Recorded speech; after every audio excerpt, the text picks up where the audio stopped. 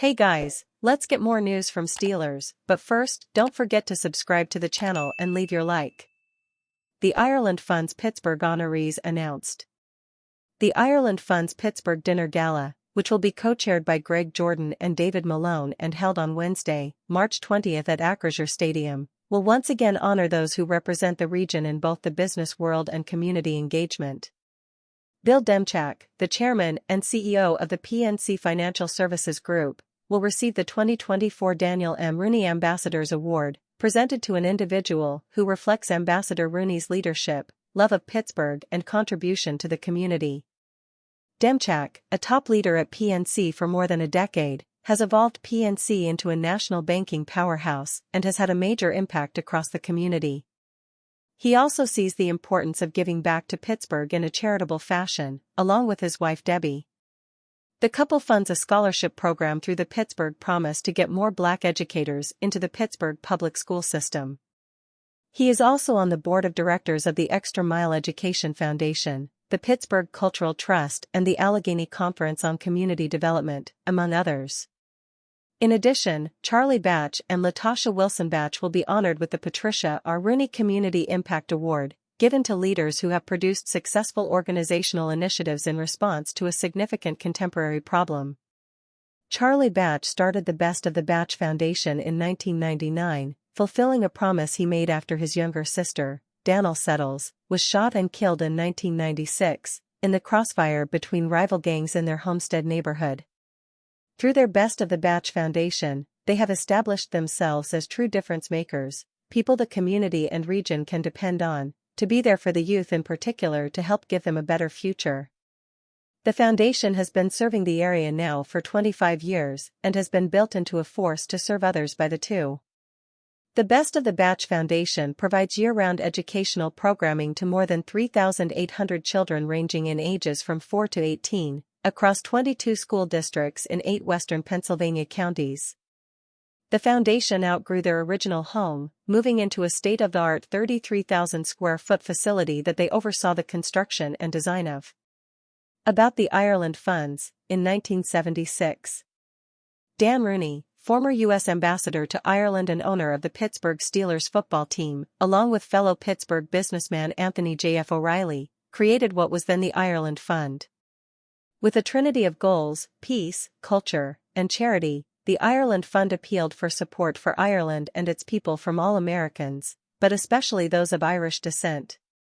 Today the Ireland Funds is active in 12 countries around the world, assists 3,200 organizations, and has raised over $600 million. The funds have never wavered in their core mission, to deliver private philanthropic support to worthy causes which promote peace and reconciliation, arts and culture and education and community development.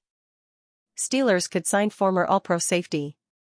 The Pittsburgh Steelers need an answer at safety alongside Minkah Fitzpatrick, and you can now look at a former Seattle Seahawks star to be their answer during free agency. This offseason, the safety options on the open market are significant. There are stars at all levels and potential starters flooding free agency. The position has been one of need for several years for Pittsburgh, and now they have enough options to make something happen. One name to watch is former Seahawk Jamal Adams. Following his release, the 28-year-old is searching for his third NFL team, and Steelers head coach Mike Tomlin may be very excited for an opportunity to negotiate with him. Tomlin was a big fan of Adams coming out of LSU in the 2017 NFL Draft. He attended his pro day, but had no shot at the 6th overall pick when they picked 30th that season, thankfully selecting T.J. Watt. Tomlin's fandom of Adams hasn't faded in 7 seasons. The last time they played Seattle in 2021, the Steelers head coach spoke highly of the impact Adams makes on the field. That strong safety, we've got our hands full in terms of trying to minimize him, not only in terms of in the box, in terms of what he does in the run game, but he's just an outstanding blitzer, Tomlin said during his press conference that week. I spent some time this summer delving back into 2020 tape and just looking at some opponents and looking at some players. This guy is the most dynamic secondary blitzer in football. The rate in which he gets to the quarterback, that is something to be respected. He gets on backs. He consistently beats backs in the blitz game in the ways that linebackers beat backs. Our backs are going to be challenged from a pickup standpoint. Our wideouts are going to be challenged on the perimeter running plays, trying to minimize his impact in that area. Adams is a 3-time Pro Bowler and a former All-Pro. The last 2 years, he's played just 10 games due to injuries and has had a tough time staying healthy the last 3 seasons. Because of that, he'll be a cheaper option, and one that will come with some concern. But if Pittsburgh is open to signing a risk for a smaller salary, the upside of Adams is certainly there. There are plenty of options at the safety position in free agency, but don't ignore the connection to Adams. And if Tomlin believes they can turn him back into the All-Pro he once was, they'll pursue him. Trade proposal lands Steelers' most fascinating player in 2024 draft class. Thanks to a 3-game winning streak to end the 2023 regular season, the Pittsburgh Steelers probably won't have an opportunity to select one of the top prospects in the upcoming draft class. However, The Athletic's Dane Brugler predicted the team to land a player in the first round with plenty of intrigue: Georgia offensive tackle Amarius Mims. In his mock draft on March 5, Brugler proposed the Steelers trading up from number 20 to draft Mims at number 16 overall. Deja vu here with the Steelers trading up in round 1 for a Georgia offensive tackle. Pittsburgh moved from number 17 to number 14 to select Broderick Jones last year, wrote Brugler. At 6'8", 340, Mims is the most fascinating player in the draft because of his special traits. The body of work, 8 starts, might not be there, but if he had a deeper resume, a team like the Steelers wouldn't have a shot to get him this late. In the hypothetical trade, Brugler proposed the Steelers trade their first-round pick along with the number 84 overall selection to the Seattle Seahawks. In return, the Steelers would receive the number 151 overall pick along with the 16th selection in the first round. If scouts formed an offensive tackle prospect in a lab to perform at the NFL Combine, he may look something like Mims. The Georgia tackle measured at 6'8" and 340 pounds, with 36-inch arms during the Combine. At that weight, he ran the 40-yard dash in 5.07 seconds, with a 1.78 10-yard split. Teams searching for special traits in a future offensive tackle need to look no further than Mims.